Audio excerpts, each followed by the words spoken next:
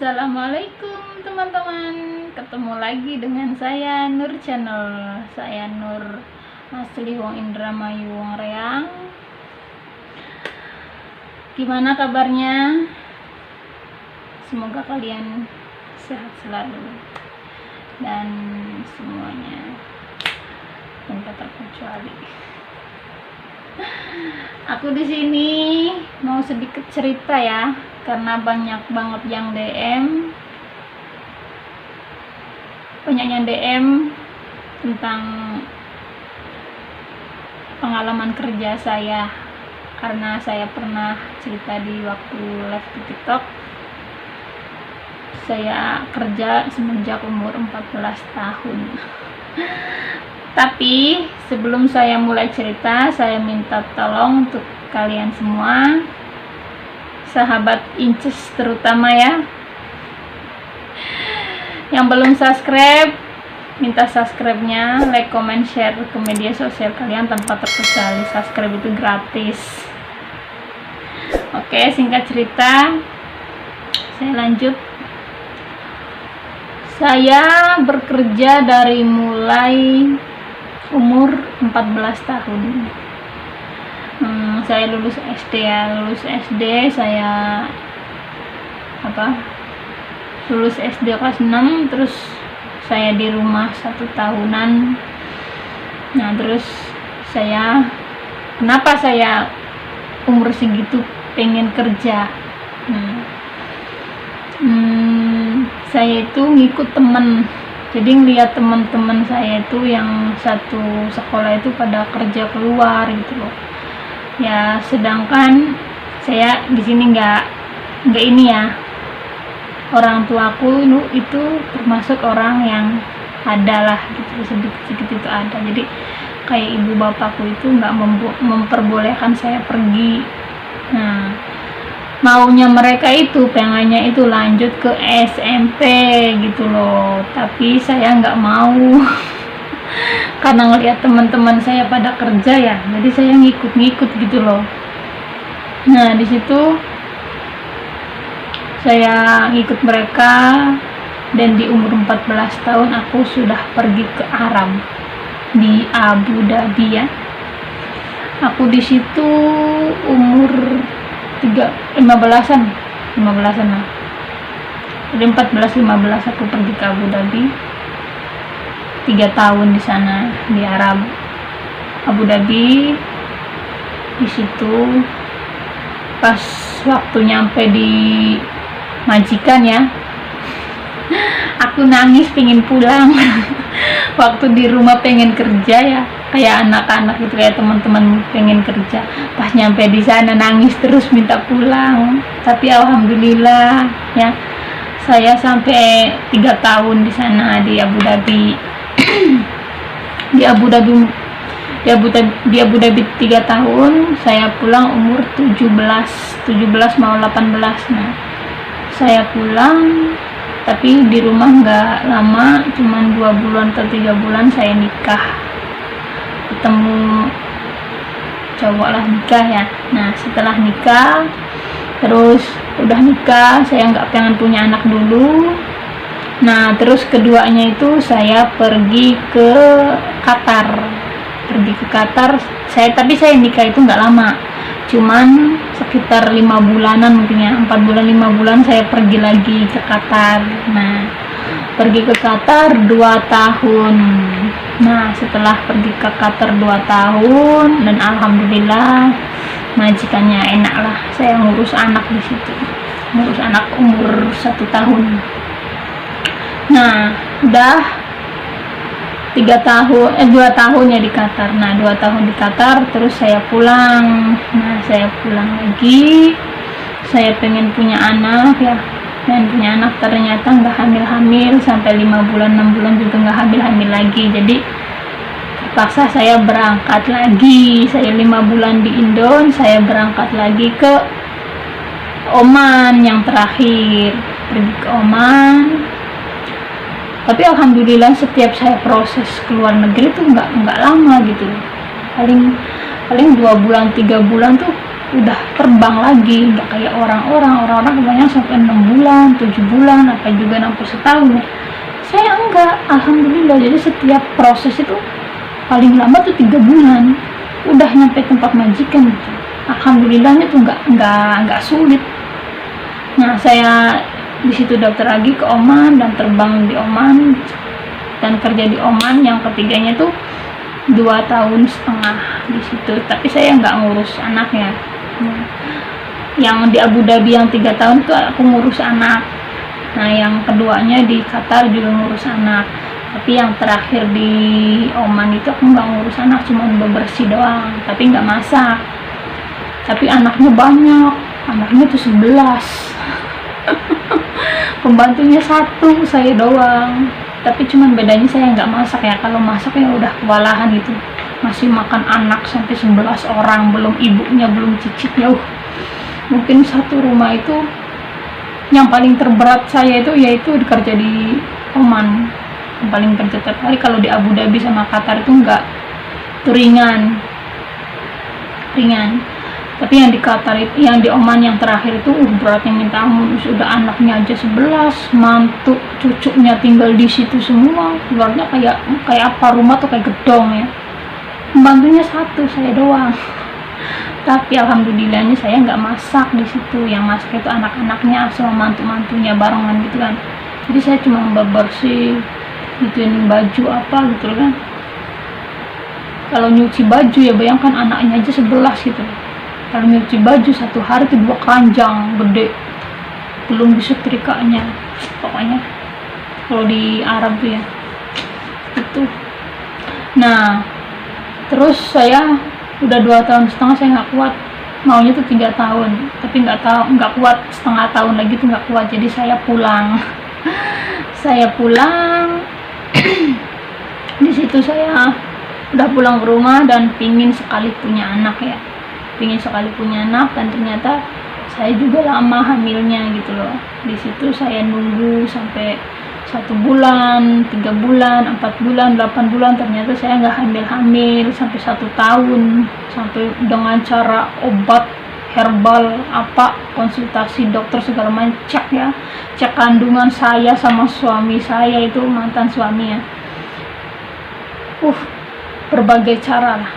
Dan ternyata pas saya di rumah 2 tahun, saya udah memutuskan saya pergi lagi aja ke Arab gitu lah. Saya udah nunggu 2 tahun di sini tapi nggak hamil juga, ya mungkin juga Allah belum ngasih keturunan sama saya, belum ngasih kepercayaan sama saya. Jadi ya udahlah, syukurin aja, nikmatin aja gitu. Ntar juga kalau udah percaya sama saya ya pasti saya dikasih keturunan. Nah, di situ pas di 2 tahun aku udah saya berangkat lagi aja. Saya udah menunggu gitu kan 2 tahun lamanya hamil, dan di situ saya medikal lagi untuk ke Arab lagi ya, ke Arab, dan ternyata di situ saya hamil. Alhamdulillah, mukjizat dari Allah. Dan ternyata mungkin saya nggak boleh pergi lagi ke Arab kan. Nah, mungkin di situ Allah ngasih, udah kamu jangan pergi lagi ke Arab, pergi ke desa lain aja gitu, ke negara lain aja. Dan saya mau proses di situ, dan ternyata saya di medikal, ternyata saya hamil dapat 2 bulan, dan ya udah saya nggak lanjutkan karena saya hamil.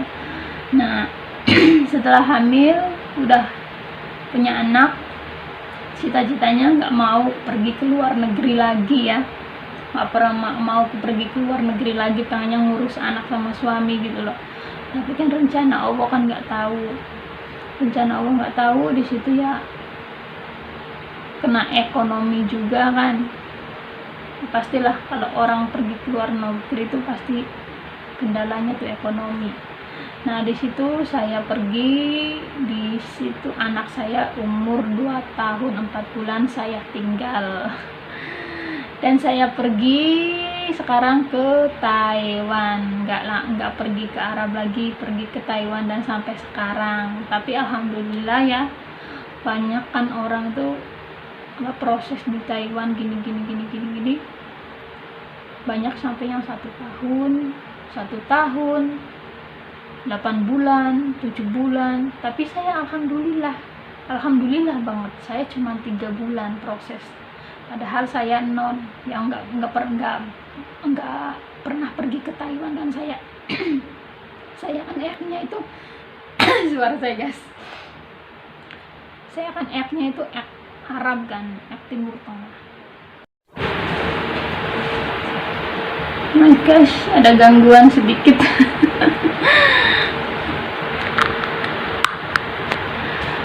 Saya itu F Timur Tengah ya, jadi nggak pernah kesini gitu loh, tapi nggak pernah ke Taiwan, jadi bahasa pun non satu pun nggak bisa gitu loh. Tapi kan dengan niat saya, dengan tekad saya pengen pergi, katanya tuh di Taiwan enak lah, apalah gitu kan. Tapi ya tergantung nasib kita juga, nasib kita bagus apa enggaknya kan tergantung di badan kita dan nasib kita dan jalan hidup kita juga kan. Nah di situ saya proses, dan alhamdulillah saya cuma 3 bulan udah nyampe sini. Jadi saya sekolah tuh cuma 25 hari, padahal sekolah itu 60 hari gitu loh, 60 sidik jari, tapi saya cuma 25 hari. Alhamdulillahnya di situ, dan saya terbang ke sini dan sampai sekarang ya. Dari anak saya umur 2 tahun 4 bulan sampai anak saya sekarang umur 7 tahun pas di bulan ini, bayangkan. Dan sampai sekarang saya belum bisa pulang karena COVID juga ya. Saya mau izin cuti, takutnya kalau udah cuti saya nggak bisa kesini lagi gitu loh. Jadi kan sayang, selagi saya mampu, selagi saya bisa ya kenapa gitu loh. Udah, meskipun saya kangen sama anak, kangen sama keluarga, ya udah ditahan dulu, nanti buat besok pasti suatu saat kan indah pada waktunya ya. Gitu guys. Nah di sini banyak banget yang tanya, enak mana sih Timur Tengah sama Taiwan gitu kan. Tapi bagi saya ya, itu tergantung kita, nasib kita. Dan kata orang tua begini, tergantung nanam kitanya waktu di Indon gitu loh. Kalau kita baik sama orang, kita ramah sama orang, kita saling bantu orang, dan gini, insya Allah kita di negara orang pun pasti kita akan menemukan waktu kita nanamnya di Indon gitu loh. Jadi ya kata orang tua ya ini juga. Tapi ya alhamdulillah gitu, majikanku ya baik, alhamdulillah anak-anaknya baik, nggak pernah rewel sama aku. Makanya sampai saya bertahan di sini sampai 5 tahun. Meskipun kerjaannya saya beratnya nggak sama kayak TKW yang lainnya ya, yang kayak jaga nenek kakak itu, mereka tuh enak gitu loh. Jam 8, jam 9 dia udah rebahan, saya setengah 11 baru selesai kerja, baru mandi. Tapi ya disyukurin aja, berarti itu udah nasib saya di sini. Yang penting nomor 1 gaji lancar, majikan baik, nggak ada omong, itu aja, nggak ada tuntutan bagi saya ya. Nah enaknya Taiwan sama Arab itu apa? Nah enaknya kalau di sini tuh masalah HP bebas ya, tapi tergantung kitanya ya. Bebas juga jangan kita meluangkan waktu, selagi kita dikasih kebebasan pekerjaan kita diituin ya, jangan gitu. Jadi biarpun kita mainin HP kan banyak kok banyak yang komen ya di sini juga, kok kerja sambil mainan HP apa boleh gitu kan. Nah di sini kita boleh mainan HP, tapi lihat kerjaan kita selesai apa enggak. Jangan kerjaan kita belum selesai kita main HP, yang ada juga majikan marah kan. Nah di situ jadi kita harus bisa membagi waktu gitu loh, antara kerja dan antara istirahat kita atau komunikasi sama keluarga. Nah di situ perbedaannya di situ ya. Kalau antara majikan baik apa enggaknya itu tergantung nasib kita gitu kan. Kalau kitanya baik sama majikan, pasti majikan juga baik sama kita. Kalau kita memperlakukan pasien kita baik, dan sebaliknya majikan atau anaknya anaknya, atau saya kan jaga anak ya. Nah, mamahnya juga akan baik sama kita karena saya baik sama anaknya, dan mama pun akan berbalik lagi sama kita gitu loh. Kalau masalah baik atau tidaknya ya, jadi tergantung dari kitanya memperlakukan orang di sini tuh kayak apa. Kalau kita kerjanya gimana gitu, majikan ya akan marah gitu loh, karena kita kan di sini digaji. Nah di situ. Dan kedua, kok kayaknya di sini cuman 2 orang sih katanya kan, banyak yang komen juga, kok di situ cuman 2 orang tah, gini. Enggak, saya di sini itu 6 orang, tapi kalau pagi itu majikan laki-laki, majikan perempuan sama adiknya 2 itu dia pergi, yang majikan laki-laki sama perempuan itu kerja. Nah yang adiknya itu sekolah, berangkat dari jam 7 sampai jam 8 pulang kan gitu. Nah meskipun saya di sini cuman berdua, tapi saya dipantau, ada CCTV-nya. Jadi kan banyak yang ngomong juga, kerja kok tiktokan aja, gini joget gini. Saya joget pun saya dipantau sama majikan, jadi tahu majikan, joget pun dia udah waktunya rehat gitu loh, dia bisa ngeliat dari HP. Jadi yang nggak khawatir ya. Nah perbedaannya enak Taiwan apa enak Arab, karena bagi saya, jujur ya, bagi saya kalau masalah enak lebih nyaman di Taiwan. Nah kalau di Arab itu kerjaannya itu 24 jam ya, 24 jam, dan di situ non-stop. Jadi apalagi kalau kita bulan puasa itu kalau di Arab tuh full. Kita tidur jam 6 pagi. Jam 6 pagi itu tidur, jam 3 siang atau jam 2 siang kita udah mulai kerja lagi. Nah kadang jam 11 atau jam 12 kita udah bangun. Jadi cuma berapa jam kita tidur. Ini jam 6 ya, mungkin nggak langsung kita tidur kan, itu mandi dulu, mungkin jam 7 kita tidur. 7, 8, 9, 10, 11, 12, paling 6 jam, paling banyak itu 6 jam sampai 5 jam kalau bulan puasa. Nah misalkan dari jam 12 siang kita start kerja itu sampai jam 6 pagi kita non-stop, karena orang sana itu malam buat siang, siang buat malam kalau bulan puasa ya. Nah terus apalagi yang anaknya kayak saya ya, banyak ya, kalau di masalah kerjaan itu nggak ada istirahatnya.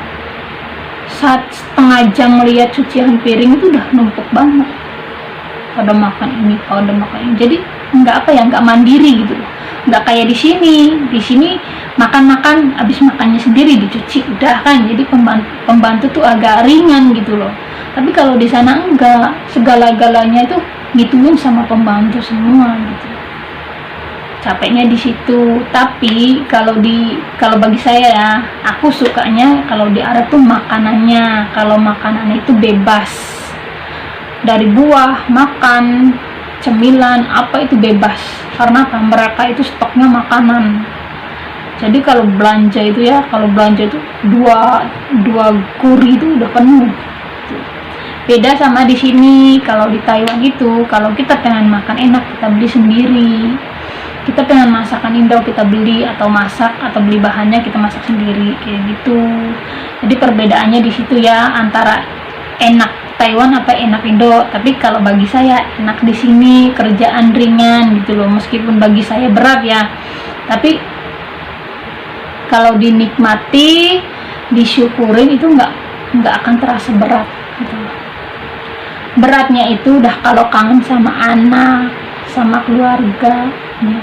Apalagi sama pacar, terus pacarnya ada di Indo, ya udah itu berat. Yang berat itu guys, LDR ya. Yang banyak banget ngomong pengalaman kerja apa ya, ini pengalaman kerja saya. Dan saya orangnya tuh nggak bisa diem gitu loh. Bayangkan umur 14 tahun itu kayak apa kecilnya ya, lulus SD loh. Soalnya saya lulus SD umur 13. Soalnya kan itu nggak naik di kelas satunya. Aturan itu di umur 12 sudah lulus kan, itu mah nambah 1 tahun, saking saya pinternya gitu loh. Jadi di kelas 1 saya nggak naik. Jadi saya lulus SD itu kelas umur 13. Jadi nganggur di rumah 1 tahun, terus saya proses. Dan itu pun saya iri sama teman-teman saya gitu loh, pada kerja kok bisa sih, pada kerja aku loh mau, padahal orang tua saya nggak boleh. Kamu lo ngapain kerja, aku loh masih bisa ngasih kamu makan dan masih bisa ngituin kamu sekolah, katanya sampai kamu ingin sekolah apa gitu, SMP SMA saya sanggup, karena orang tua aku di sini ya agak sedikit punya gitu ya. Kalau orang kaya emang nggak kaya sih, maksudnya ya punya gitu loh untuk anak-anaknya. Tapi saya bandel, saya lebih memilih kerja sama teman-teman saya. Saya pikirnya kerja aja.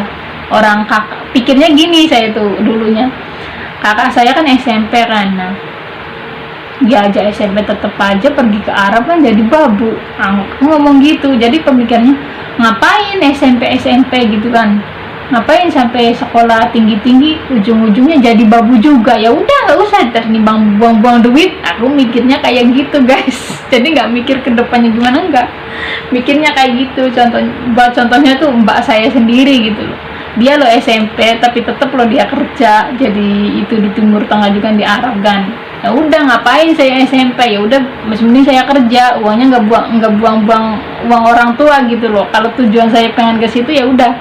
Dan akhirnya di situ saya pergi. Gitu guys, itulah pengalaman kerja saya ya.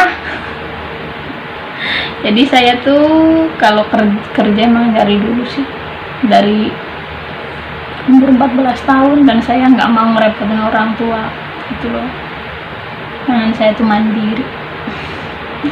Dan di sini saya udah sampai sekarang belum bisa pulang. Tapi yang ini ya, yang paling terlama itu saya di sini. Kalau di Timur Tengah saya paling 3 tahun, 2 tahun sama 2 tahun setengah, 3 negara itu. Tapi yang paling lama ini guys, sampai 5 tahun saya nggak bisa pulang. Nggak bisa pulang itu kayak COVID ya, saya pengen ngambil cuti tapi nggak bisa gitu loh, kan gimana. Saya mau ngambil cuti tapi nggak bisa, katanya bisa cuti, tapi kan di sini tuh COVID-nya tuh naik turun, kadang ada, kadang enggak, jadi bingungnya di situ. Jadi ya udahlah, lanjut aja sampai 6 tahun ya, tahun depan. Kalau tahun depan ada pembukaan cuti ya insya Allah saya cuti, kalau enggak ya saya tambah lagi. Tapi ibu saya tuh ngomong jangan tambah lagi katanya, udah 6 tahun loh cukup katanya, aku nunggunya sampai kapan, aku udah tua katanya, nggak ada yang ngurusin. Tapi saya masih pengen kerja, nggak tahu ya apa sih, kangen gitu loh. Tapi kalau udah video call ya udah kangennya tuh terobati gitu. Ya udah ya, cukup dan terima kasih. Ini yang udah minta saya cerita pengalaman kerja saya, karena saya cerita kemarin di TikTok banyak yang kaget kok bisa 14 tahun udah pergi gitu loh ya. Tergantung niat kita ya. Tapi sekarang nggak bisa. Sekarang tuh nggak bisa memalsukan umur, nggak bisa. Harus sama. Jadi nggak, kalau dulu kan umur saya tuh 14 di 20-in gitu loh, jadi dipalsuin. Sekarang mah nggak bisa, harus asli semua ya.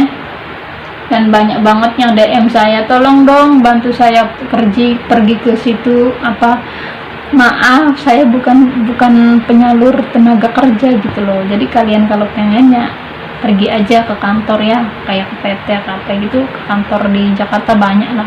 Tapi untuk sekarang itu emang nggak bisa masuk sama sekali di sini, di Taiwan nggak bisa. Dan nggak nerima ini buruh migran dari manapun, nggak bisa. Makanya yang mau pulang tuh bingung.